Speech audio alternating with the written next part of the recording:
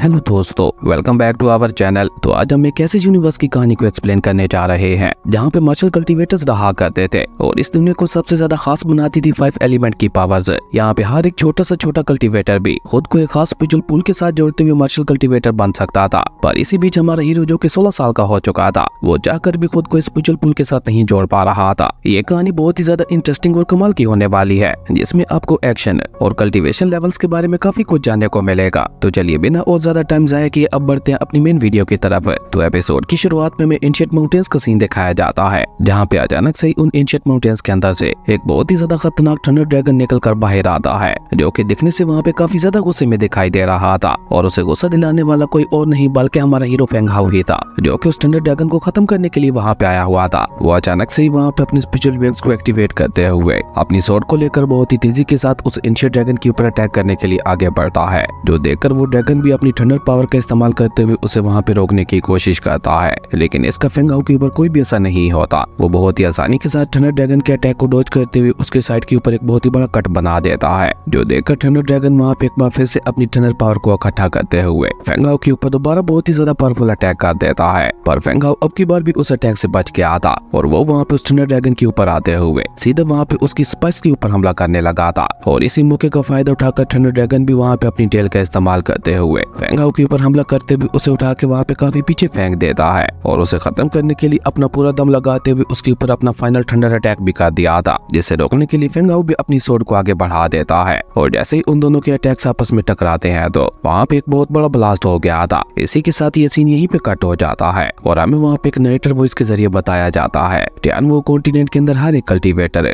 5-5 martial arts की practice करता है, जिनमें सबसे पहले आता है आइस, सेकंड पे फायर, इसी तरह आगे विंड, थंडर और अर्थ। इन पांचों के अलावा एक और भी खास पावर है जो कि लाखों सालों बाद सिर्फ किसी एक ही कल्टीवेटर के अंदर जन्म लेती है, जो कि इस यूनिवर्स के अंदर डिवाइन बॉडी के नाम से जानी जाती है। जबकि टियानवू कॉन्टिनेंट के अंदर हर एक कल्टीवेटर इन पांचों में से किसी एक पावर को मास्टर करके अपनी आगे की मंजिल को चुनता है। लेकिन इससे भी पहले हर एक मार्शल कल्टीवेटर को खुद को टियानवू कॉन्टिनेंट के स्पिरिचुअल पूल के साथ जोड़ना होता है, जो कि टियानवू कॉन्टिनेंट के अंदर रहने वाले हर एक पर्सन का पावर ऑफ सोर्स है। वही इन सभी को आगे बढ़ने के लिए स्पिरिचुअल पावर प्रोवाइड करता है। इसलिए एक कल्टीवेटर को मार्शल आर्टिस्ट बनने से पहले भी खुद को स्पिरिचुअल पूल के साथ जोड़ना होता है। खुद को स्पिरिचुअल पूल के साथ जोड़े बगैर एक पर्सन कभी भी मार्शल कल्टीवेटर नहीं बन सकता, क्योंकि यही उनकी कल्टीवेशन का जरिया है। पर अभी थोड़ी देर पहले मैंने आपको डिवाइन बॉडी के बारे में बताया था। ऐसे कल्टीवेटर्स जो कि डिवाइन बॉडी के साथ जन्म लेते हैं, उन लोगों को स्पिरिचुअल पूल की भी जरूरत नहीं होती। उनके अपने अंदर ये खास तरह की ऊर्जा होती है, जिसका इस्तेमाल करते हुए वो अपनी कल्टीवेशन को आगे बढ़ा सकते हैं।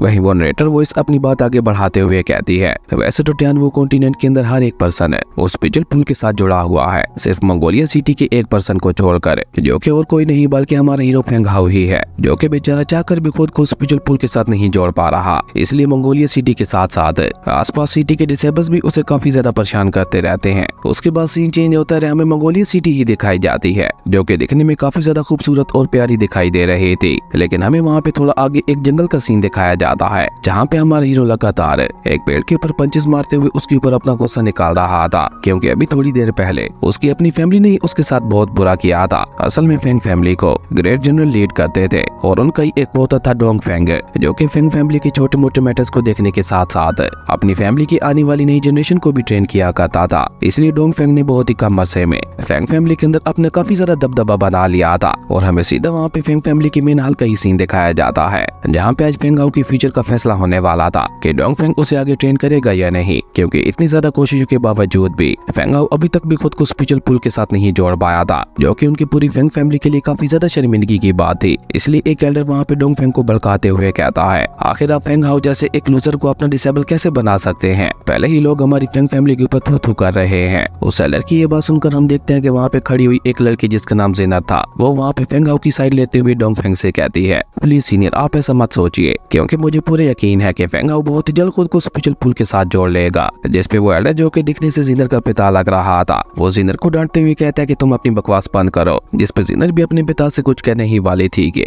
तभी अचानक डोंग फेंग वहाँ पे बोलते हुए कहता है, एक ऐसा कमजोर और नकारा पर्सन है जिसने अभी तक खुद को स्पिरिचुअल पूल के साथ भी नहीं जोड़ा, वो मेरा डिसेबल बनने के लायक ही नहीं है। और ये कहकर डोंग फेंग वहाँ पे फेंग हाउ की तरफ ही देखते हुए उससे कहता है, तुम खुद ही बताओ क्या तुम मेरे डिसेबल बनने के लायक हो? हम देखते हैं कि डोंग फेंग की ये बात सुनकर ही फेंग हाउ को वहाँ पे काफी ज्यादा गुस्सा आने लगा था, जबकि डोंग फेंग वहाँ पे भी नहीं रुकता और वो अपनी बात आगे बढ़ाते चलाते हुए फेंग हाउ से कहता है, तुम्हारे जैसा एक कचरा जीनर के साथ रहते हुए उसके फ्यूचर को भी खराब कर रहा है, इसलिए अब अगर दोबारा मैंने तुम्हें जीनर के साथ देखा भी तो मैं तुम्हारा वो हाल करूंगा कि तुमने उस बारे में सोचा भी नहीं होगा। वहीं डोंगफेंग की ये सारी बातें सुनकर हम देखते हैं कि फेंग हाउ के पिता, जिनका नाम फेंग चैन था, वो अपने बेटे की साइड लेकर आगे आते हुए डोंगफेंग से कहते हैं, क्या आप जैसे सीनियर्स को शोभा देता है कि वो अपने जूनियर्स के साथ इस तरह से बात करें। जिसपे डोंगफेंग वहाँ पे बहुत ही एटीट्यूड के साथ कहता है, अपने बेटे की उम्र तो देखो, ये पूरे 16 साल का हो चुका है और अभी तक ये अपने मार्शल आर्ट को भी अवेकन नहीं कर पाया। मार्शल आर्ट को तो छोड़ो, ये तो अभी तक खुद को स्पिरिचुअल पूल के साथ भी नहीं जोड़ पाया, जो कि बाकी बच्चे सिर्फ 7 साल की उम्र में ही कर लेते हैं। इवन अगर इसकी जगह मेरा बेटा भी होता तो मैं उसके साथ भी इसी तरह से सलूक करता, क्योंकि ये हमारी फेंग फैमिली के ऊपर एक दबा है जिसने मंगोलिया सिटी के साथ साथ आसपास की सिटीज में भी हमारी फेंग फैमिली के नाम को खराब कर दिया है। अब डोंगफेंग की सारी बातें सुनकर फेंग हाउ को भी वहाँ पे काफी ज्यादा गुस्सा आ जाता है और वो वहाँ पे गुस्से से चिल्लाते हुए डोंगफेंग से कहता है, आखिर तुम में ऐसी क्या खास बात है जो तुम यहाँ पे इस तरह से मेरे पिता के साथ बात कर रहे हो। भले ही अभी तक मैंने अपने मार्शल आर्ट को अवेकन नहीं किया, लेकिन मेरे पिता ने मेरी तरबियत बहुत ही अच्छे से की है। मेरे पास दिमाग है और ये समझने की क्षमता भी है कि अपने से बड़ों के साथ किस तरह से बात की जाती है, ना कि तुम्हारी तरह जो कि अपने से बड़ों की भी इज्जत नहीं करता और हमेशा अपने से कमजोर डिसेबल्स को बुली करने का सोचता रहता है। फेंग हाउ की ये सारी बातें सुनकर हम देखते हैं कि डोंगफेंग को वहाँ पे इतना ज्यादा गुस्सा आता है कि वो अचानक से वहाँ पे अपने आइस मार्शल आर्ट को एक्टिवेट करते हुए एक आइस स्पाइक बनाकर उसकी मदद से वहाँ पे सीधे वहाँ पे फेंग हाउ के ऊपर जानलेवा हमला कर देता है। पर फेंग हाउ के पिता जल्दी से वहाँ पे बीच में आते हुए डोंगफेंग के उस अटैक को वहीं पे डिस्ट्रॉय कर देते हैं और अभी फेंग हाउ के पिता ने खुद को पहले वाले हमले से भी नहीं संभाला था कि डोंगफेंग दोबारा वहाँ पे उनके ऊपर हमला करने के लिए आगे आ जाता है और उसने सीधे सीधे उन्हें वहाँ पे एक पंच ही मार दिया था, जिससे फेंग चैन भी वहाँ पे अपना पूरा दम लगाते हुए रोकने की कोशिश करने लगे थे। और ये सब देखकर हम देखते हैं कि जीनर को भी वहाँ पे फेंग हाउ की काफी ज्यादा चिंता होने लगी थी। इवन वो तो भागकर वहाँ पे फेंग हाउ के पास भी जाने की कोशिश करती है, लेकिन उसके पिता वहाँ पे जल्दी से उसका हाथ पकड़ते हुए उसे वहीं पे रोक देते हैं। जबकि इसी बीच हम देखते हैं कि अचानक ही डोंगफेंग वहाँ पे अपनी मार्शल आर्ट की पावर को बढ़ाते हुए फेंग हाउ और उसके पिता दोनों को ही वहाँ पे पीछे की तरफ धकेल देता है, जिसके साथ ही हम देखते हैं कि फेंग चैन की हालत वहाँ पे थोड़ी खराब हो चुकी थी, जो देखकर डोंगफेंग के फेस के ऊपर एक डबल स्माइल आ जाती है और वो दोबारा वहाँ पे अपनी स्नो पम्प टेक्निक का इस्तेमाल करते हुए फेंग हाउ के पिता के ऊपर एक बहुत ही ज्यादा खतरनाक हमला कर देता है, जो देखकर फेंग हाउ के पिता फेंग चैन भी वहाँ पे उस स्नो पम्प को रोकने के लिए अपने एक बहुत ही ज्यादा पावरफुल अटैक को तैयार करते हैं और अपने उस अटैक का इस्तेमाल करते हुए उस स्नो पम्प के ऊपर हमला भी कर दिया था। और जैसे वो दोनों अटैक्स आपस में टकराते हैं तो वहाँ पे एक छोटा सा ब्लास्ट हो जाता है, जिसका हम देखते हैं कि डोंगफेंग के ऊपर तो कोई भी असर नहीं हुआ था, जबकि फेंग हाउ और फेंग चैन दोनों की हालत वहाँ पे बहुत ज्यादा खराब हो चुकी थी। इवन हम देखते हैं कि फेंग हाउ के पिता से तो वहाँ पे खड़ा भी नहीं हुआ जा रहा था, जो देखकर बेचारा फेंग हाउ वहाँ पे नीचे जमीन पे रेंगते हुए सीधे वहाँ पे अपने पिता के पास जाता है, जहाँ उसके पिता बेहोश में आते हुए अपने बेटे से कहते हैं, मेरे बेटे फेंग हाउ, मेरी फिक्र मत करो, मैं बिल्कुल ठीक हूँ। पर तुम्हें याद है ना कि मैंने तुम्हें क्या सिखाया था। जिसपे फेंग हाउ भी अपने पिता को जवाब देते हुए कहता है कि रियल स्ट्रॉन्ग मैन वो नहीं होता जो कि अपनी स्ट्रेंथ का इस्तेमाल करते हुए दूसरों को परेशान करे, बल्कि रियल स्ट्रॉन्ग मैन वो होता है जो अपनी स्ट्रेंथ का इस्तेमाल करते हुए दूसरों की हिफाजत करे। फादर, मुझे आपकी कही हुई हर एक बात याद है और आप चिंता मत कीजिए, मैं हमेशा इस बात को फॉलो करूंगा। अपने बेटे की ये बात सुनकर हम देखते हैं कि फेंग चैन के फेस के ऊपर स्माइल आ चुकी थी और इसी स्माइल के साथ ही वो वहीं पे गिरकर बेहोश हो जाते हैं, जो देखकर फेंग हाउ को वहाँ पे डोंगफेंग के ऊपर बहुत ही ज्यादा गुस्सा आने लगा था और वो वहाँ पे गुस्से से चिल्लाते हुए डोंगफेंग से कहता है, तुमने हमेशा की तरह इस बार भी बहुत ही गिरी हुई हरकत की है, पर कोई बात नहीं, अब मैं तुम्हारे इन अत्याचारों को और नहीं झेलूंगा, बल्कि सीधा सीधा इनका मुंह तोड़ जवाब दूंगा। सिर्फ 1 साल है, मैं तुमसे वादा करता हूँ कि सिर्फ 1 साल के अंदर अंदर है मैं तुम्हें पूरी सिटी के सामने बहुत ही बुरी तरह से हराऊंगा और ये मेरा यानी फेंग हाउ का तुमसे वादा है। और जिस दिन मैंने तुम्हें हरा दिया उस दिन मैं तुम्हें अपने पिता के सामने झुकाते हुए उनसे माफी भी मंगवाऊंगा तुम्हारी आज की इस घटिया हरकत के लिए। फेंग हाउ की ये बात सुनकर हम देखते हैं कि डोंगफेंग वहाँ पे जोर जोर से हंसने लगा था और वो वहाँ पे फेंग हाउ का मजाक उड़ाते हुए कहता है, तो अब तुम्हारे जैसा एक कमजोर पर्सन मुझे धमकी देगा और मुझे हराएगा, वो भी सिर्फ 1 साल के अंदर अंदर है। मुझे लगता है अपने पिता की ऐसी हालत देखकर तुम्हारा दिमागी संतुलन हिल गया है, पर चलो अगर तुम कह रहे हो तो मैं तुम्हारी बात मान ही लेता हूँ। अगर तुमने 1 साल के अंदर अंदर मुझे हरा दिया तो मैं न सिर्फ तुम्हारे पिता के सामने झुकते हुए उनसे माफी मांगूंगा, बल्कि उसी के साथ साथ अपनी कल्टीवेशन को खुद से ही डिस्ट्रॉय कर दूंगा। और यही सब सोचकर ही फेंग हाउ वहाँ पे उस पेड़ के ऊपर पंचेस मारे जा रहा था, क्योंकि एक तो उसे बहुत ज्यादा गुस्सा आ रहा था और ऊपर से उसी के साथ साथ उसे वहाँ पे कुछ समझ ही नहीं आ रहा था कि वो आगे बढ़े तो बढ़े कैसे, क्योंकि अभी के लिए फेंग हाउ के पास खुद को पावरफुल बनाने का कोई भी रास्ता नहीं था। ऊपर से डोंगफेंग की हर एक हरकत उसके दिल के ऊपर किसी तीर की तरह लग रही थी, इसलिए वो वहाँ पे उस पेड़ के ऊपर पंचेस मारते हुए अपने हाथों को ही जख्मी कर लेता है।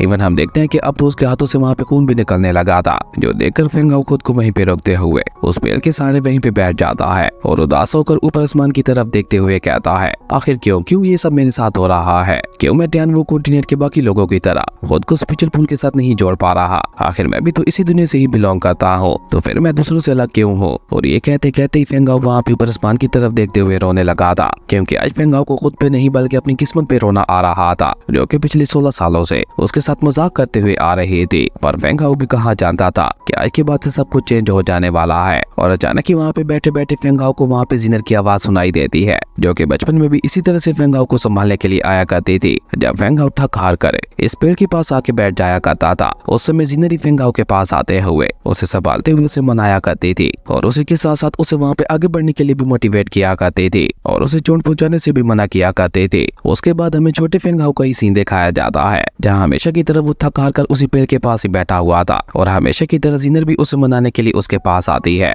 जिसपे फेंग हाओ उससे कहता है कि हालांकि मैं बाकियों से ज्यादा मेहनत करता हूँ, लेकिन उसके बावजूद भी मैं अभी तक बाकियों की तरह खुद को स्पिरिचुअल पूल के साथ नहीं जोड़ पाया, जबकि फेंगली और बाकी सब जो कि मेरी ही एज के हैं, उन सभी ने तो बहुत ही पहले खुद को स्पिरिचुअल पूल के साथ जोड़ लिया था। और तुम भी जल्दी से घर जाओ, क्योंकि अगर तुम्हारे पिता ने तुम्हें मेरे साथ देख लिया तो वो मेरे साथ साथ तुम्हें भी पनिश करेंगे, जो कि मैं बिल्कुल भी नहीं चाहता। जिसपे जिनर वहाँ पे ऊपर आसमान की तरफ देखते हुए फेंग हाओ से कहती है, फेंग हाओ भले ही तुम्हें अपने ऊपर यकीन है या नहीं, लेकिन मुझे तुम्हारे ऊपर पूरा यकीन है। देखना एक दिन ऐसा भी आएगा जब तुम बाकियों से बहुत ज्यादा आगे निकल जाओगे, और मुझे बस उसी दिन का इंतजार है। और ये सारी बातें याद करते हुए फेंग हाओ दोबारा वहाँ पे होश में आ जाता है, क्योंकि जिनर भी उसे मनाने के लिए नहीं आई थी, क्योंकि जिनर के पिता ने उसे फेंग हाओ से दूर रहने के लिए साफ साफ बोल दिया था। और यही बात सोचकर बेचारा फेंग हाओ वहाँ पे और भी ज्यादा उदास हो चुका था, लेकिन वो वहाँ पे डिमोटिवेट नहीं होता, बल्कि वो जिनर की पुरानी बातों को याद करते हुए और भी ज्यादा मोटिवेट हो चुका था। और वो वहाँ पे जिनर और अपने पिता को याद करते हुए कहता है, आप दोनों के लिए मैं बहुत ज्यादा स्ट्रॉन्ग बनूंगा, ताकि कोई भी आप लोगों को मुझसे दूर ना कर सके। और ये सोचकर फेंग हाओ अचानक ही वहाँ पे कल्टीवेशन करने के लिए बैठ जाता है। और आज जैसे ही फेंग हाओ वहाँ पे कल्टीवेशन के लिए बैठता है तो उसके साथ वहाँ पे बहुत ही ज्यादा अजीब हो रहा था, क्योंकि उसके चारों तरफ ना से बहुत ही ज्यादा पावरफुल स्पिरिचुअल ऑरा निकल रहा था, बल्कि उसी के साथ साथ हम देखते हैं कि फेंग हाओ की बॉडी से भी काफी ज्यादा मिस्टीरियस पावर रिलीज हो रही थी, जिसका फेंग हाओ को भी वहाँ पे कोई एहसास नहीं था। और अचानक से ही वहाँ पे फेंग हाओ की बॉडी से एक डिवाइन पल निकल कर बाहर आता है, जिसके साथ ही बेचारे फेंग हाओ को वहाँ पे अपनी बॉडी के अंदर काफी ज्यादा पेन होने लगा था।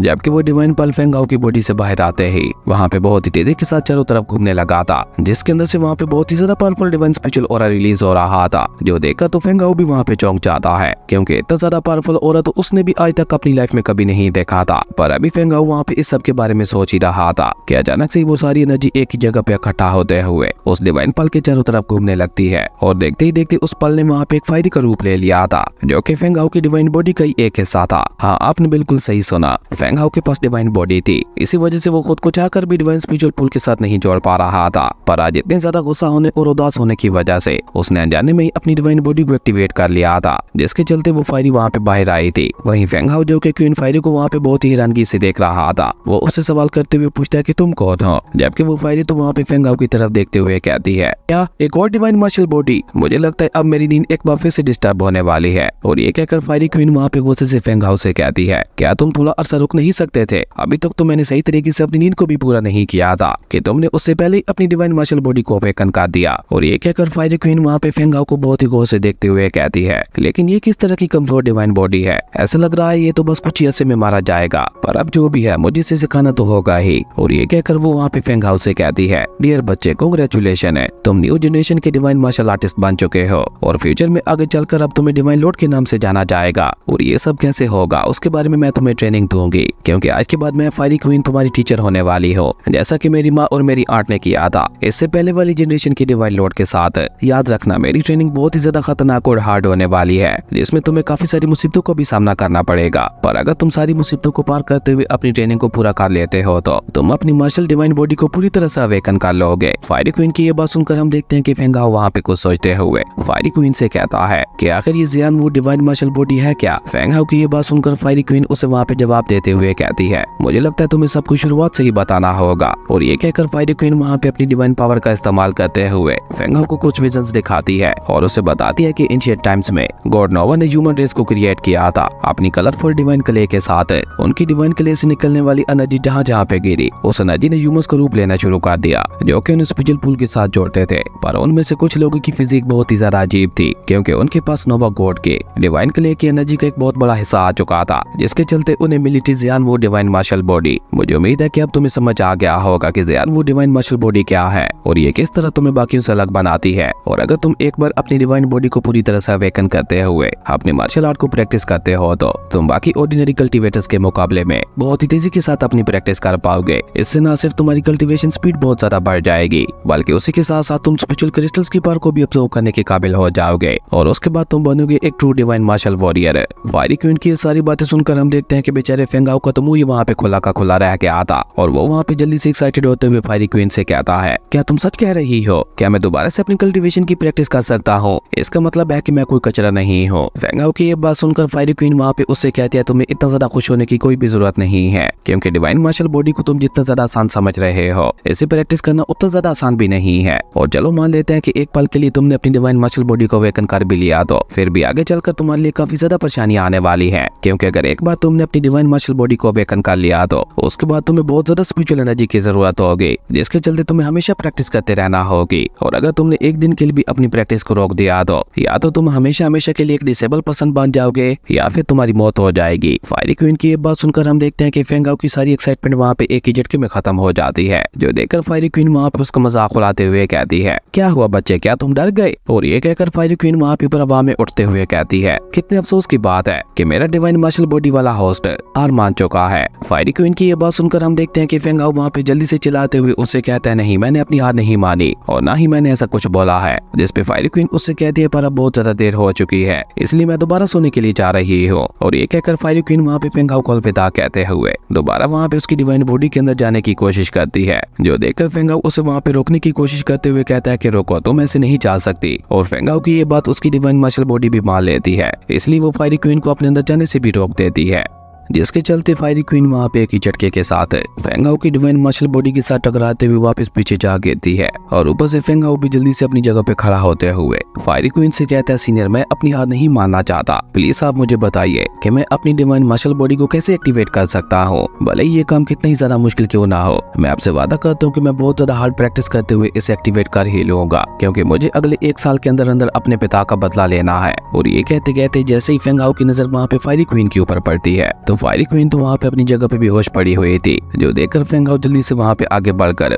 फायरी क्वीन को उठाते हुए उसे वहाँ पे बिल्कुल एक डोल की तरह जोर जोर से हिलाने लगा था। और ऐसा होते ही फायरी क्वीन भी जल्दी से वहाँ पे होश में आ जाती है और वो अपनी डिवाइन पावर का इस्तेमाल करके फेंगाओ को खुद से दूर करते हुए कहती है, क्या तुमने मुझे कोई डोल समझ रखा है जो तुम मुझे यहाँ पे इस तरह से हिलाए जा रहे हो? और ये कहकर फायरी क्वीन दोबारा वहाँ पे ऊपर हवा में उठते हुए फेंगाओ से सवाल करते हुए पूछती है, क्या तुम वाकई अपनी डिवाइन मार्शल बॉडी को प्रैक्टिस करना चाहते हो? तुम जानते हो ना कि इसमें तुम्हारी जान भी जा सकती है, क्या तुम्हें अपनी मौत से डर नहीं लग रहा? फायरी क्वीन की ये बात सुनकर हम देखते हैं कि फेंगाओ वहाँ पे अपनी जगह पे खड़ा होते हुए फायरी क्वीन से कहता है कि अपने पिता का बदला लेने के लिए मुझे चाहे आग के बने हुए समंदर को ही पार क्यों ना करना पड़े, मैं तब भी अपनी हार नहीं मानूंगा। और अब तक मैंने जो कुछ सहा है, मुझे अपनी मौत से भी डर नहीं लगता। इवन खुद को पावरफुल बनाने के लिए मैं किसी भी हद तक जा सकता हूँ। फेंगाओ की ये सारी बातें सुनकर हम देखते हैं कि फायरी क्वीन वहाँ पे उससे कहती है, ओके ओके ठीक है, तुम्हें इतना ज्यादा जज्बाती होने की कोई भी जरूरत नहीं है। अभी मैं तुम्हें एक मेंटल टेक्निक सिखाने वाली हूँ, जिसका इस्तेमाल करते हुए तुम अपनी डिवाइन मार्शल बॉडी को एक्टिवेट कर पाओगे। और ये कहकर फायरी क्वीन अचानक से ही वहाँ पे अपनी डिवाइन स्पिरिचुअल एनर्जी का एक छोटा सा टुकड़ा सीधे वहाँ पे फेंगाओ के सोल सीरियलम के अंदर भेज देती है,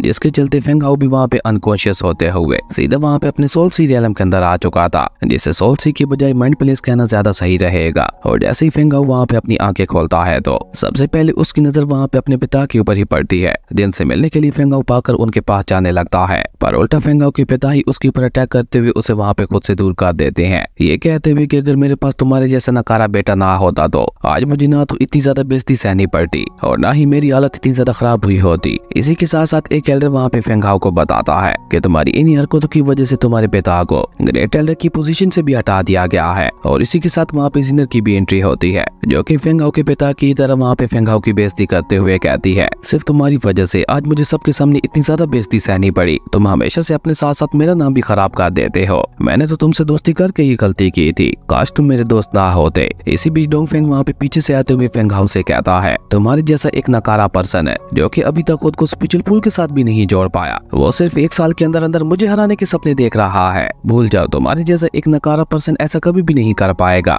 डोंगफेंग की सारी बातें उसके दिमाग के ऊपर किसी हथौड़े की तरह लग रही थी, इसलिए वो उसे जल्दी से धक्का देते हुए खुद से दूर कर देता है और जल्दी से अपने कानों पे हाथ रखते हुए कहता है, नहीं, मैं कोई नकारा पर्सन नहीं हूँ, भला आप सभी लोग मेरे बारे में ऐसा कैसे कह सकते हैं। और ये कहते हुए फेंग हाओ ने वहाँ पे अपने कान ही बंद कर लिए थे, लेकिन अभी तक भी वो आवाजें थी कि उसका पीछे छोड़ने का नाम ही नहीं ले रहे थे। और वो सभी लोग वहाँ पे चिल्लाते हुए फेंग हाओ को नकारा नकारा बोलने लगे थे, जो सुनकर फेंग हाओ को अब वहाँ पे इतना ज्यादा गुस्सा आता है कि वो वहाँ पे गुस्से से चिल्लाते हुए अब उन सभी के ऊपर अटैक करने के लिए आगे बढ़ता है। पर जैसे ही फेंग हाओ वहाँ पे उनके ऊपर अटैक करता है तो वो सभी वहाँ पे ब्लैक एनर्जी में ट्रांसफॉर्म हो जाते हैं। और अब की बार उस ब्लैक एनर्जी ने वहाँ पे फेंग हाओ के ऊपर अटैक करना शुरू कर दिया था। असल में ये एक तरह का फेंग हाओ का मेंटल टेस्ट था कि फेंग हाओ मेंटली तौर पर कितना ज्यादा स्ट्रॉन्ग है। और आप तो जानते ही होंगे कि जितना ज्यादा हर्ट अपने प्यारे लोगों की बातें करती है, इतना दूसरी कोई भी चीज हर्ट नहीं कर सकती। इसलिए फेंग हाओ को ऐसा मेंटली तौर पर टेस्ट लिया जा रहा था जिसमें उसकी पूरी फैमिली ही उसके खिलाफ हो चुकी थी। खैर देखते ही देखते वो ब्लैक एनर्जी फेंग हाओ को वहाँ पे काफी बुरी तरह से इंजर्ड कर देती है। और उसके बाद उस ब्लैक एनर्जी ने वहाँ पे एक जगह पे इकट्ठा होते हुए एक बहुत बड़े डोंगफेंग का रूप ले लिया था,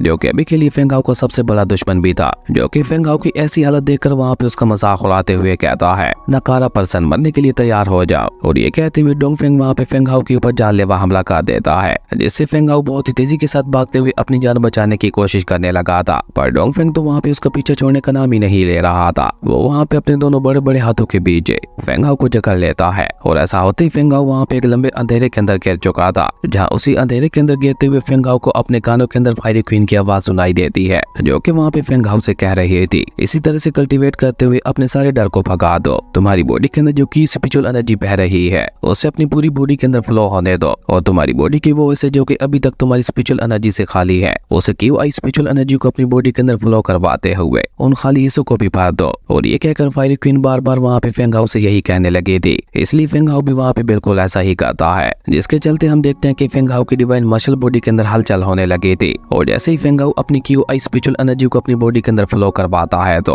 आपकी बार फेंग हाओ की बॉडी से वहाँ पे बहुत ही ज्यादा पावरफुल स्पिरिचुअल ऑरा रिलीज होने लगा था। और डोंगफेंग जिसने फेंग हाओ को अपने दोनों हाथों के अंदर जकड़ रखा था, उसके हाथ भी फेंग हाओ की बॉडी से निकल रही स्पिरिचुअल एनर्जी की वजह से खुद ब खुद ही फेंग हाओ से दूर होने लगे थे। और उसी के साथ साथ फेंग हाओ की बॉडी से निकल रही वो पावरफुल स्पिरिचुअल एनर्जी वहाँ पे डोंगफेंग को काफी ज्यादा तकलीफ दे रही थी, जो देखकर डोंगफेंग अपनी बच्ची को चुई सारी पावर का इस्तेमाल करते हुए फेंग हाओ के ऊपर अटैक करने की कोशिश करता है। पर तब तक फेंग हाओ अपनी क्यू आई स्पिरिचुअल एनर्जी को अपनी पूरी बॉडी के अंदर फ्लो करवा चुका था, जिसके चलते हम देखते हैं कि फेंग हाओ की बॉडी से वहाँ पे बहुत ही ज्यादा पावरफुल ड्रैगन फायर की एनर्जी रिलीज होती है, जिसने वहाँ पे डोंगफेंग के बड़े से रूप को भी डिस्ट्रॉय कर दिया था। इवन वो एनर्जी इतनी ज्यादा पावरफुल थी कि उसके चलते हम देखते हैं कि एक पल के लिए तो पूरा टैन वो कॉन्टिनेंट ही वहाँ पे हिल गया था। लेकिन फेंग हाओ की एनर्जी थी कि वहाँ पे शांत होने का नाम भी नहीं ले रही थी। वो सीधा वहाँ पे फेंग हाओ की बॉडी से निकलते हुए सीधा ऊपर आसमान में चली जाती है, जो देखने से बिल्कुल ऐसा लग रहा था जैसे किसी डिवाइन कल्टीवेटर का जन्म हुआ है। और ये बात सच भी थी, क्योंकि फाइनली फेंग हाओ अपनी डिवाइन मार्शल बॉडी को अवेकन कर चुका था, जिसके साथ ही फेंग हाओ को फायर ड्रैगन की पावर भी मिल चुकी थी, जो देखकर तो फायरी क्वीन की फेस के ऊपर भी स्माइल आ जाती है।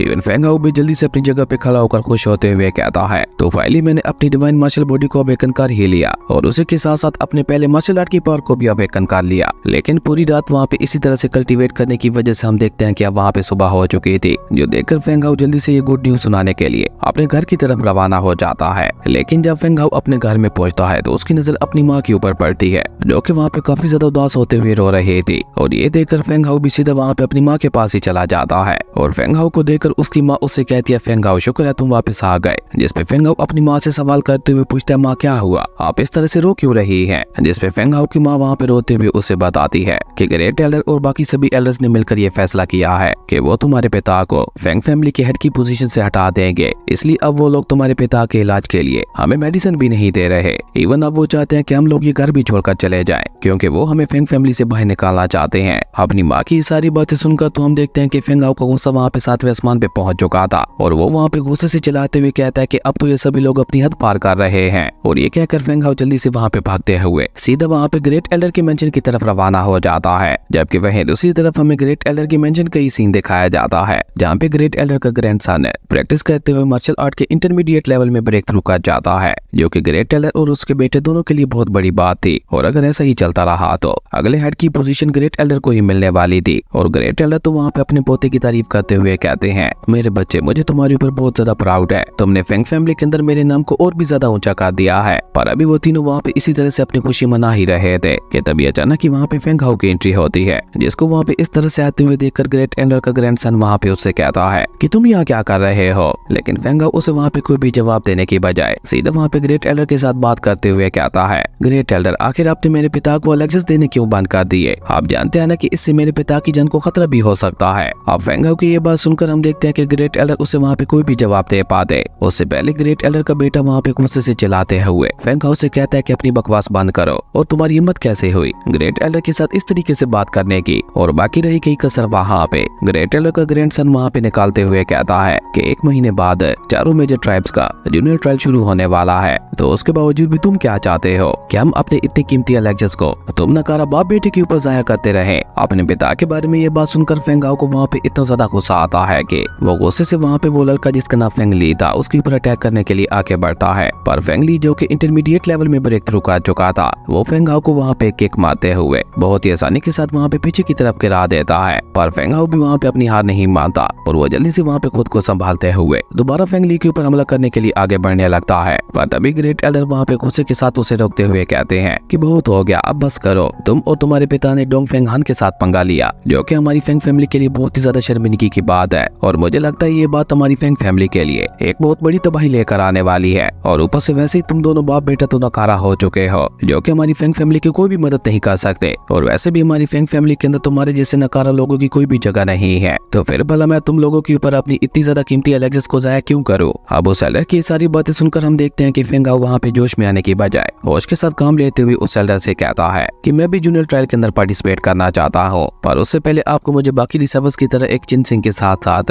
हीलिंग एलेक्सिस भी देनी होगी, ताकि जूनियर ट्रायल से पहले मैं खुद को हील कर सकूं। और ये कहते हुए फेंग हाउ वहाँ पे ग्रेट एल्डर से रिक्वेस्ट करता है, जो देखकर फेंग ली वहाँ पे उसका मजाक उड़ाते हुए कहता है हमारी फेंग फैमिली के भी कितने बुरे दिन आ गए हैं कि अब तुम्हारे जैसा नकारा बच्चा भी जूनियर ट्रायल के अंदर पार्टिसिपेट करने के लिए अपनी डिमांड कर रहा है। लेकिन ग्रेट एल्डर वहाँ पे फेंग ली को रोकते हुए फेंग हाउ से कहते हैं ओके, अगर ऐसी बात है तो मैं भी तुम्हें जूनियर ट्रायल्स के अंदर पार्टिसिपेट करने की इजाजत देता हूँ, और अगर तुमने जूनियर ट्रायल को जीत लिया तो मैं तुमसे ये भी वादा करता हूँ हम तुम्हें और तुम्हारे पिता को दोबारा एलेक्सिस देना शुरू कर देंगे। पर अगर तुम उस जूनियर ट्रायल को हार गए तो तुम खुद ब खुद ही अपनी माँ और अपने पिता को लेकर दफा हो जाना हमारी फेंग फैमिली से। अब ग्रेट एल्डर की ये बात सुनकर तो हम देखते हैं कि फेंग हाउ वहाँ पे काफी ज्यादा खुश हो गया था, क्योंकि ये उसके पास अपने माता पिता को बचाने का एक बहुत ही अच्छा मौका था। इसलिए फेंग हाउ वहाँ पे ग्रेट एल्डर को शुक्रिया अदा करते हुए उनसे कहता है कि प्लीज अपने इस वादे को भूलिएगा मत। और ये कहते हुए फेंग हाउ वहाँ से अपनी प्रैक्टिस के लिए निकल जाता है, क्योंकि अभी उसके पास बहुत ही कम समय बचा था। वहीं फेंग हाउ की जाते ही ग्रेट एल्डर का बेटा वहाँ पे ग्रेट एल्डर के पास आते हुए उनसे कहता है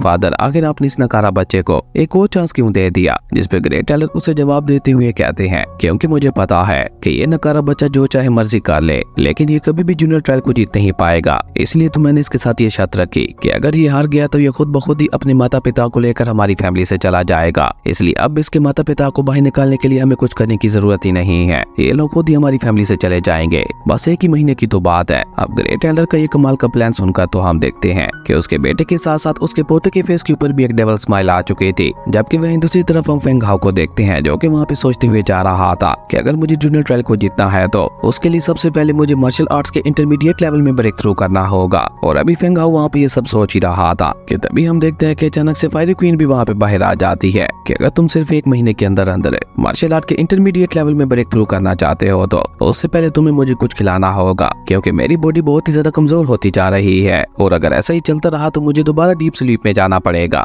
फायरी क्वीन की ये बात सुनकर फेंग हाउ वहाँ पे उससे कहता है कि अब क्योंकि मेरी डिवाइन मार्शल बॉडी अवेकन हो ही चुकी है तो इसका मतलब है कि मुझे अब से बहुत ही ज्यादा हार्ड प्रैक्टिस करनी होगी। इसलिए मैं इस 1 महीने के अंदर अंदर इतनी ज्यादा हार्ड प्रैक्टिस करूंगा कि मैं जूनियर ट्रायल को जीतते हुए अपनी फैमिली को भी बचा लूंगा। पर फेंग हाउ की ये सारी बातें सुनकर तो फायरी क्वीन वहाँ पे अपना मुंह फेर लेती है, जिसका मतलब था कि वो फेंग हाउ से गुस्सा थी, जिसका एहसास वहाँ पे फेंग हाउ को भी हो जाता है। इसलिए फेंग हाउ जल्दी से वहाँ पे अपने पास से खाना बाहर निकाल कर उसे फायरी क्वीन को देते हुए कहता है सीनियर प्लीज मेरी मदद कीजिए। अब उस खाने को देखकर तो हम देखते हैं कि फायरी क्वीन के मुंह में भी वहाँ पे पानी आ गया था, पर वो जल्दी से वहाँ पे खुद को संभालते हुए फेंग हाउ से कहती है कि चलो ठीक है, अब जब तुम इतना कह ही रहे हो तो मैं तुम्हें कुछ टेक्निक्स दे ही देती हूँ। उसके बाद फेंग हाउ फायरी क्वीन को लेकर दोबारा उसी जंगल में आ गया था जहाँ पे फेंग हाउ अपनी प्रैक्टिस किया करता था। और वहाँ पे आते ही फायरी क्वीन अपने पास एक एंशिएंट टेक्निक को बाहर निकाल कर उसे वहाँ पे फेंग हाउ को दे देती है और उसे वहाँ पे बताती है कि अगर तुम इस टेक्निक को प्रैक्टिस करते हो तो ये ना सिर्फ तुम्हारी फिजिकल स्ट्रेंथ को बहुत ज्यादा बढ़ा देगी, बल्कि उसी के साथ साथ ये तुम्हारी स्पिरिचुअल पावर को भी बढ़ाते हुए उसे स्टेबल कर देगी। और अगर तुम इस टेक्निक को सही से प्रैक्टिस करते हो तो मुझे उम्मीद है कि तुम 1 महीने के अंदर अंदर मार्शल आर्ट TLM के इंटरमीडिएट लेवल में ब्रेक थ्रू कर जाओगे। और जब फेंग हाउ वहाँ पे उस टेक्निक को खोल कर देखता है तो उस टेक्निक को देखकर ही फेंग हाउ की आंखें वहाँ पे खुली की खुली रह गई थी, क्योंकि ये एक एंशिएंट टेक्निक थी जो कि ड्यान वो कॉन्टिनेंट से हजारों साल पहले ही गायब हो चुकी थी। इवन फेंग फैमिली के पास भी सिर्फ एक ही येलो लेवल की स्किल थी जिसे वो अपने जूनियर डिसेबल्स को दिया करते थे, पर इस टेक्निक के सामने उस येलो स्किल का कोई भी मुकाबला नहीं था। और ये जानकर फेंग हाओ वहाँ पे बहुत ज्यादा खुश हो चुका था। वहीं फेंग हाओ को वहाँ पे इस तरह से खुश होते हुए देखकर फायरी क्वीन वहाँ पे उसके ऊपर गुस्सा करते हुए कहती है कि तुम्हें यहाँ पे इतना ज्यादा खुश होने की भी कोई जरूरत नहीं है, ये बस एक मामूली सी टेक्निक है। आप जल्दी से जाकर हार्ड प्रैक्टिस करो। अगर तुमने सही से प्रैक्टिस ना की तो तुम्हारी बॉडी तो एक्सप्लोड होगी ही, तुम्हारे साथ साथ मेरी जान भी खतरे में पड़ जाएगी। फायरी क्वीन की ये बात सुनकर हम देखते हैं कि फेंग हाओ वहाँ पे एक बार फिर से उदास हो चुका था, जो देखकर फायरी क्वीन वहाँ पे जल्दी से खुश होते हुए फेंग हाओ से कहती है कि अगर तुम्हें डर लग रहा है तो तुम्हारे पास अभी भी मौका है, तुम पीछे हट सकते हो। जिस पे फेंग हाओ वहाँ पे एक बार फिर से जोश में आते हुए कहता है कि नहीं, अब मैं हार नहीं मान सकता, चाहे कुछ भी हो जाए मैं पीछे नहीं हटूंगा, फिर चाहे उसके लिए मुझे जितनी मर्जी हार्ड प्रैक्टिस करनी पड़े, बेशक मेरी बॉडी का हर एक मसल फटी क्यों ना जाए, मैं आपसे वादा करता हूँ कि मैं फिर भी अपनी प्रैक्टिस को नहीं रोकूंगा। फेंग हाओ की ये बात सुनकर फायरी क्वीन वहाँ पे उससे कहती है कि अगर ऐसा है तो फिर यहाँ पे खड़े होकर बड़बड़ क्या किए जा रहे हो, जाकर अपनी प्रैक्टिस के ऊपर ध्यान दो, तब तक मैं जरा यहाँ पे एक अच्छी सी नींद ले लूं। और ये कहते हुए फायरी क्वीन तो वहाँ पे मजे से सो जाती है, जबकि वहीं दूसरी तरफ फेंग हाओ वहाँ पे उस टेक्निक को समझते हुए उसकी प्रैक्टिस करने की कोशिश कर रहा था, लेकिन वो टेक्निक इतनी ज्यादा हार्ड थी कि फेंग हाओ उसे वहाँ पे सही से प्रैक्टिस भी नहीं कर पा रहा था। पर उसके बावजूद भी फेंग हाओ वहाँ पे हार नहीं मानता। हालांकि बार बार फेंग हाओ उसमें नाकाम हुए जा रहा था, पर उसे पता था कि खुद को ताकतवर बनाने के लिए उसे ये सब तो सहना ही पड़ेगा, इसलिए वो बार बार नाकाम होने के बावजूद भी अपनी प्रैक्टिस किए जा रहा था। और इसी तरह लगातार प्रैक्टिस करते करते उसे वहाँ पे रात हो जाती है, और एक रात में वो इतना ज्यादा थक चुका था कि उसे सही से चला भी नहीं जा रहा था। खैर उसके बाद तो फेंग हाओ की यही रूटीन बन जाती है, वो सुबह सवेरे जंगल के अंदर चला जाता था और वहाँ पे अकेले ही अपनी प्रैक्टिस किया करता था। और वो वहाँ पे इतनी ज्यादा हार्ड प्रैक्टिस करता था कि वो मुश्किल से रात को घर पे चल के जाया करता था। पर अच्छी बात ये थी कि इस तरह से लगातार प्रैक्टिस करने की वजह से वो काफी ज्यादा इंप्रूव कर रहा था। इवन उसका पंच भी अब पहले से काफी ज्यादा ताकतवर बन चुका था। इवन फेंग हाओ सिर्फ अपनी फिजिकल बॉडी के ऊपर ही ध्यान नहीं दे रहा था, बल्कि साथ साथ वो ब्रेक थ्रू करने के लिए अपनी कल्टीवेशन भी कर रहा था। और इसी तरह देखते ही देखते वहाँ पे इतनी ज्यादा हार्ड प्रैक्टिस करने की वजह से हम देखते हैं कि सिर्फ 12 दिनों के अंदर अंदर ही फेंग हाओ मार्शल आर्ट टीएलएम की इनिशियल लेवल में ब्रेक थ्रू कर चुका था, जो देखकर तो फेंग हाओ की खुशी का वहाँ पे कोई ठिकाना ही नहीं था। इसलिए फेंग हाओ वहाँ पे खुशी से चिल्लाते हुए कहता है, फाइनली मैं पहला लेवल पार कर चुका हूँ। उसके बाद सीन चेंज होता है, हमें मंगोलिया सिटी की 7 वाली सिटी का सीन दिखाया जाता है, क्योंकि फेंग हाओ जहाँ जाकर प्रैक्टिस किया करता था उसे इसी रास्ते से होकर जाना पड़ता था। पर आज फेंग हाओ को कुछ सामान खरीदना था, इसलिए वो मार्केट के अंदर आया हुआ था। और जब फेंग हाओ अपना सामान खरीद कर वापस जा रहा था तो उसका सामना वहाँ पे कुछ डिसेबल्स के साथ होता है, जो कि 4 मेजर ट्राइब्स में से एक ट्राइब के डिसेबल्स थे और जूनियर ट्रायल के अंदर भी हिस्सा लेने वाले थे। इसलिए वो लोग फेंग हाओ को देखते ही वहाँ पे उसे पहचान लेते हैं और उनका लीडर डिसेबल वहाँ पे अपने बाकी साथियों से कहता है, देखो तो सही आज हमारी सिटी में कौन आया है, दी महान मंगोलिया सिटी के लूजर मिस्टर फेंग हाओ। ओ सॉरी, मुझे माफ कर देना, अब तो तुम्हारे पिता भी तुम्हारी तरह नकारा बन चुके हैं, इसलिए तुम फेंग फैमिली के यंग मास्टर भी नहीं रहे। इवन मैंने तो ये भी सुन रखा है कि बहुत जल्द तुम्हारी अपनी फेंग फैमिली ही तुम लोगों को धक्के देकर अपनी फैमिली से बाहर निकाल देने वाली है। अब वो लड़का जिसका नाम यांग कुई था, उसकी ये बात सुनकर हम देखते हैं कि उसके सभी साथी भी वहाँ पे फेंग हाओ का मजाक उड़ाते हुए वहाँ पे जोर जोर से हंसने लगे थे, जो देखकर फेंग हाओ वहाँ पे उन लोगों से कहता है कि चुपचाप मेरा रास्ता छोड़ दो, क्योंकि मेरे पास तुम्हारी ये बकवास बातें सुनने के लिए बिल्कुल भी टाइम नहीं है। जिस पर यांग कुई वहाँ पे सीधा सीधा फेंग हाओ को धमकी देते हुए कहता है, मैं तो तुम्हारा रास्ता नहीं छोड़ने वाला, तुम्हें जो करना है कर लो। और ये कहकर यांग कुई वहाँ पे इशारे से अपने एक साथी को फेंग हाओ के ऊपर अटैक करने के लिए भी आगे भेज देता है। लेकिन जैसे वो डिसेबल वहाँ पे फेंग हाओ के ऊपर अटैक करने की कोशिश करता है तो फेंग हाओ बहुत ही इजीली उसके हमलों को डॉज कर रहा था और उल्टा फेंग हाओ उसे ही वहाँ पे किक मारते हुए उसे वापस अपने साथियों के पास ही फेंक देता है, जो कि यांग कुई के लिए भी काफी ज्यादा हैरानगी की बात थी। इसलिए यांग कुई अपने साथियों को एक साथ मिलकर उसके ऊपर अटैक करने के लिए बोल देता है। इसलिए वो चारों मिलकर वहाँ पे फेंग हाओ के ऊपर अटैक करने की कोशिश करते हैं। वो चारों मिलकर चारों तरफ से फेंग हाओ को वहाँ पे खेल लेते हैं और एक साथ मिलकर एक ही टाइम पे चारों तरफ से वहाँ पे फेंग हाओ के ऊपर अटैक कर देते हैं। पर फेंग हाओ वहाँ पे इतनी ज्यादा तेजी से मूव कर रहा था कि वो लोग फेंग हाओ को सही से देख भी नहीं पा रहे थे और देखते ही देखते फेंग हाओ वहाँ पे उल्टा उनके ऊपर ही अटैक करते हुए उन तीनों को ठिकाने लगा देता है। और अब वहाँ पे बचा था बस एक आखिरी डिसेबल है, जो कि वहाँ पे फेंग हाओ की ऐसी कमाल की ताकत को देखकर ही डर चुका था। पर उसके बावजूद भी फिर भी वो किसी तरह से अपनी हिम्मत जुटाते हुए फेंग हाओ के ऊपर अटैक करने के लिए आगे बढ़ता है। पर फेंग हाओ उसे भी वहाँ पे किक मारते हुए दोबारा पीछे फेंक देता है। और अब बस वहाँ पे बचा था यांग कुई, जो कि अपने साथियों की ऐसी हालत देखकर अपने साथियों के ऊपर ही गुस्सा करते हुए कहता है, तुम सभी लोग तो बहुत ही ज्यादा बेकार निकले। और ये कहकर यांग कुई वहाँ पे खुद बहुत ही तेजी के साथ फेंग हाओ के ऊपर हमला करने के लिए आगे बढ़ता है। और यांग कुई वहाँ पे इतनी तेजी के साथ फेंग हाओ के ऊपर अटैक कर रहा था कि अगर फेंग हाओ की जगह वहाँ पे कोई नॉर्मल डिसेबल होता तो अब तक यांग कुई उसी वहाँ पे हरा चुका होता। पर अब फेंग हाओ को हरा पाना किसी नॉर्मल डिसेबल के बस में कहा था। इसलिए फेंग हाओ भी वहाँ पे अपनी स्पीड का इस्तेमाल करते हुए बहुत ही तेजी के साथ यांग कुई की सभी पंचेस को डॉज किए जा जा रहा था, लेकिन इसी बीच फेंग हाओ को वहाँ पे यांग कुई का एक पंच लग भी जाता है, जिसके चलते फेंग हाओ खिसकता हुआ थोड़ा पीछे चला गया था, जो देखकर अब फेंग हाओ को भी वहाँ पे बहुत ज्यादा गुस्सा आ चुका था। इसलिए वो भी डिफेंस से अटैकिंग मोड में आते हुए खुद वहाँ पे यांग कुई के ऊपर हमला करने के लिए आगे बढ़ता है। और अब की बार फेंग हाओ वहाँ पे यांग कुई के ऊपर काफी ज्यादा भारी पड़ रहा था, और देखते ही देखते फेंग हाओ उसे वहाँ पे एक बहुत ही ज्यादा पावरफुल किक मारते हुए काफी पीछे फेंक देता है, जिसके बाद वो दोनों ही वहाँ पे गुस्से से एक दूसरे को घूरते हुए एक दूसरे के ऊपर अटैक करने के लिए आगे बढ़ते हैं। और जैसे ही उन दोनों के पंचेस वहाँ पे आपस में टकराते हैं तो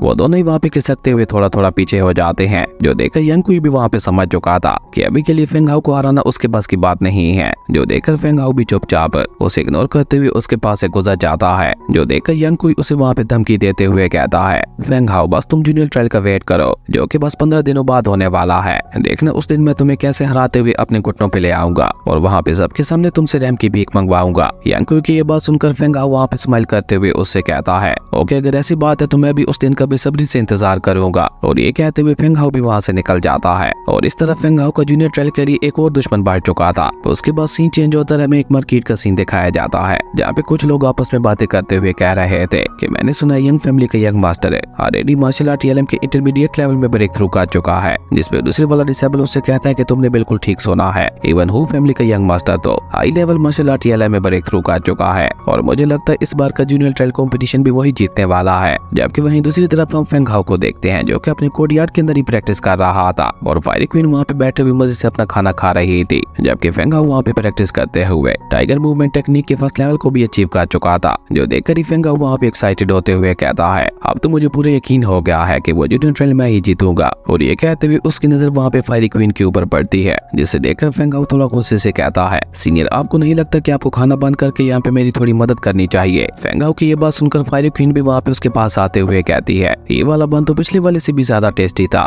इसलिए ऐसे ही मुझे 5 और चाहिए। लेकिन अभी फायरी क्वीन वहाँ पे ये सब बोल ही रही थी कि तभी हम देखते हैं कि अचानक से ही फेंग हाओ की तबीयत वहाँ पे बिगड़ने लगती है, और अचानक से उसके मुंह से वहाँ पे ब्लड भी निकलने लगा था, जो देखकर फायरी क्वीन जल्दी से आगे बढ़कर अपनी डिवाइन स्पिरिचुअल पावर का इस्तेमाल करके वहाँ पे फेंग हाओ की बीमारी के बारे में पता लगाती है। और जैसे उसे वहाँ पे फेंग हाओ की हालत के बारे में पता चलता है तो फायरी क्वीन वहाँ पे बुरा समूह बनाते हुए कहती है कि मुझे इस बात का एहसास पहले से ही हो गया था, तुम इतनी जल्दी जल्दी प्रैक्टिस करते हुए ब्रेक थ्रू कर रहे हो कि तुम्हारी मरीडियंस ये बर्दाश्त ही नहीं कर पा रही, इसलिए अब तुम्हें प्रैक्टिस के साथ साथ थोड़ा रेस्ट भी लेना होगा। फायरी क्वीन की ये बात सुनकर फेंग हाओ नाम में अपना सर हिलाते हुए कहता है, नहीं अभी के लिए तो मैं रेस्ट बिल्कुल भी नहीं ले सकता, क्योंकि जूनियर ट्रायल बिल्कुल सर पे आ चुका है, और अभी इस जूनियर ट्रायल को जीतने के लिए मुझे बहुत ज्यादा हार्ड प्रैक्टिस करनी होगी। पर सीनियर अगर आप इस मुसीबत से बाहर निकलने में मेरी मदद कर देती हैं तो मैं आपसे वादा करता हूँ कि मैं आपको उसी तरह के 5 और बंद ला कर दूंगा। फेंग हाओ की ये बात सुनकर फायरी क्वीन वहाँ पे उससे कहती है, क्या तुमने मुझे बेवकूफ समझ रखा है? अगर तुम मेरी मदद चाहते हो तो उसके लिए 5 बंद काफी नहीं है, मुझे पूरे 20 बंद चाहिए। जिसपे फेंग हाओ भी वहाँ पे चिल्लाते हुए कहता है, क्या 20 बंद? नहीं ये तो बहुत ही ज्यादा है, अगर आप चाहें तो मैं आपको साथ दे सकता हूँ। जिसपे फायरी क्वीन कहती है, नहीं 15, और इसी तरह नेगोशिएट करते हुए